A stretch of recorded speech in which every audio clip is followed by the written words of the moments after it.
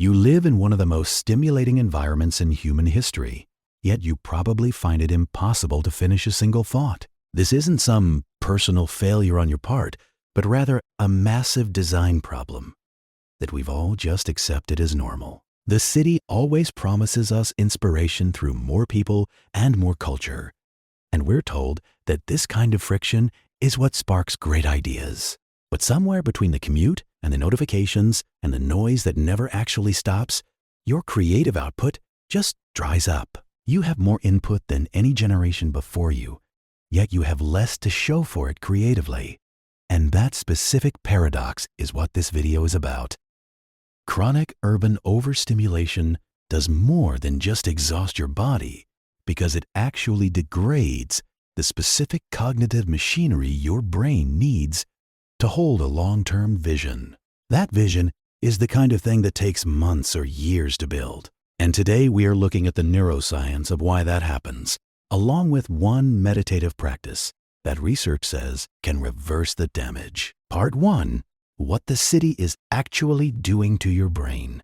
Your brain runs two different attention systems that are definitely not equal. The first is directed attention, which is effortful and finite, and you use it to concentrate or filter out distractions while making decisions. The second is involuntary attention, which is effortless and automatic, and while natural environments engage that second system, cities constantly demolish the first one and never give it back. Researchers call this phenomenon hard fascination because things like shifting traffic patterns and competing signage aren't optional inputs for your mind. Your brain has to process every siren and unpredictable pedestrian just to keep you safe and oriented, which draws heavily from your directed attention. Unlike a phone battery that recharges every night, this mental energy doesn't just bounce back when the drain becomes chronic. The London adolescent study from the SCAMP cohort makes this reality very concrete. Researchers tracked teenagers who dealt with higher levels of traffic noise and air pollution at home and school, and they found slower development of executive function and fluid intelligence over time. This wasn't just a case of a rough week or temporary fatigue, but rather measurable cognitive erosion that happened across years of exposure. The city isn't just loud, it is structurally reshaping the brains of the people who grow up inside of it. There is a specific wrinkle regarding creativity that most people get wrong. While moderate ambient noise around 70 decibels can actually boost abstract thinking, creative cognition completely collapses once you hit 85 decibels. The slight hum of a busy coffee shop isn't your enemy, but the city doesn't sit at 70 decibels. It stays well past that limit without your consent and without caring about the ideas you were trying to think through. This leads us to the connection with the thumbnail you might be looking at right now. Natural environments like forests or gardens contain what researchers call scale-dependent complexity, which means the brain processes these organic patterns efficiently because they match how our visual systems evolved. If you look at a tree from a distance, you see a shape, but as you move closer, you see branches that mirror the larger structure in a way that feels restorative. Modern urban geometry offers the exact opposite experience because glass facades and flat concrete are either visually sparse or chaotically irregular. The default mode network, or the DMN, is where all of this stress eventually lands. This is the large-scale brain network responsible for rest and future simulation, making it the exact place where your long-term vision lives.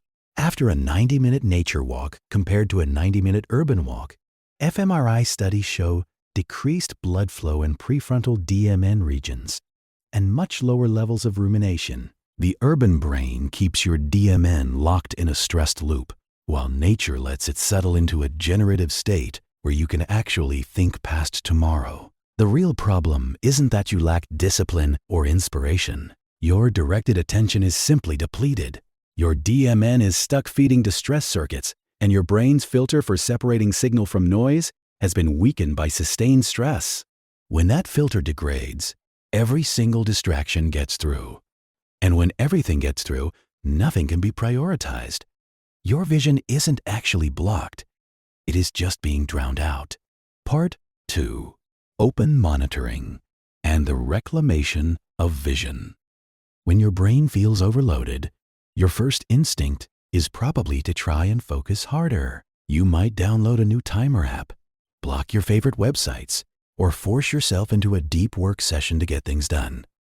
While that makes sense on the surface, you are actually tackling the wrong problem. Because focused attention meditation, where you pin your mind to one object and drag it back every time it wanders, just narrows your spotlight. It has its uses, but it isn't what a fried, overstimulated urban brain really needs to recover. Open monitoring works differently in a way that actually changes your neurology. Instead of picking one thing to hold on to, you keep your awareness wide open to whatever pops up, whether that is a distant siren, a physical itch, or a random thought. You aren't trying to concentrate or judge what you find, and you certainly aren't following those thoughts down a rabbit hole. You are simply training your brain to receive information without having an immediate, knee-jerk reaction to it. The fMRI data shows us exactly why this matters for your mental health. Both types of meditation reduce the connection between the striatum and the posterior cingulate cortex, which is a major hub for your brain's default mode network. However, open monitoring goes a step further by weakening the link between the ventral striatum and the retrosplenial cortex. This specific circuit is what keeps you replaying your biggest anxieties, your half-finished projects, and those annoying social comparisons. Urban stress keeps that loop tight and painful, but open monitoring finally lets it loosen up.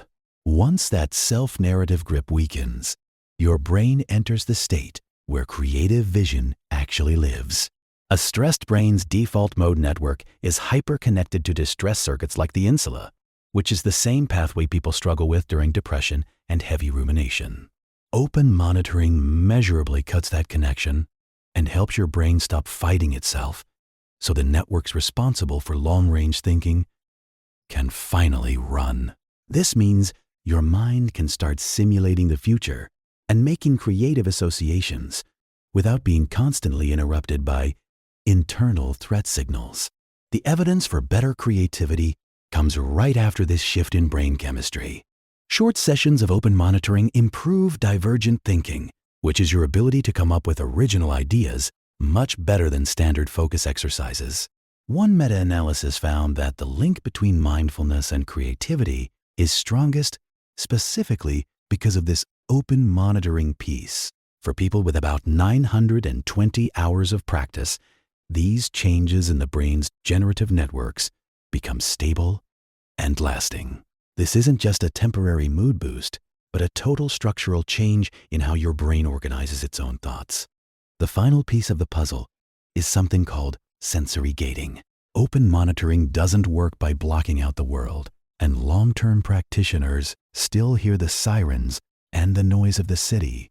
What changes is how automatically they react to those sounds, because their brains have developed better alpha rhythms and less reflexive attention grabbing. Your brain stops treating every single signal as an emergency and starts weighing what actually deserves your energy. Your vision stops getting hijacked by every phone notification because you have retrained the mechanism that allows the hijacking to happen in the first place. This isn't about emptying your mind or escaping reality. It is about rebuilding the mental filter that city life has been quietly tearing down for years. Overstimulation doesn't just steal your vision in one big moment. It slowly eats away at the mental architecture your vision depends on until the machinery you need to plan for next month is just too tired to function. The city itself isn't the enemy, but the unmanaged sensory diet it forces on you definitely is. The research shows that the fix isn't more discipline or more intense focus, but a specific practice that changes how your brain handles incoming information. Open monitoring meditation is what allows a long-term vision to survive in a short-term, chaotic environment. If this changed how you think about your own attention, subscribe and leave a comment below to tell me what your creative clarity actually feels like right now.